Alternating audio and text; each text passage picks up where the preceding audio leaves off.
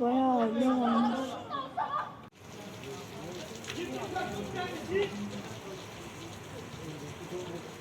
O da kendileri, şu da kendileri.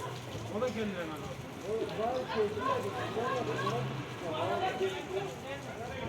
Ya şu itfaiye gelirse müdahale edemez. Bak öndeki arabaya alın da.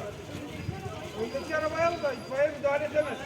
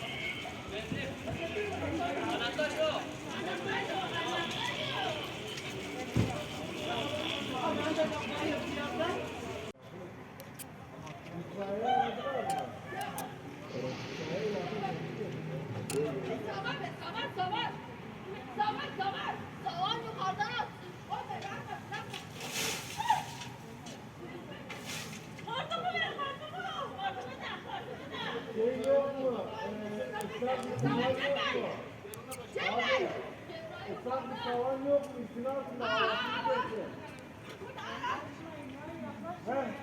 Onu yaşayıp üstüne kapat, hava olmasın. Islak bir tavan yok mu da?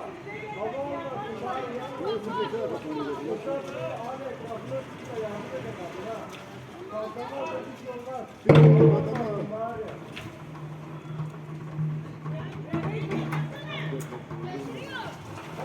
Kapat, üstüne kalsın bari. Hava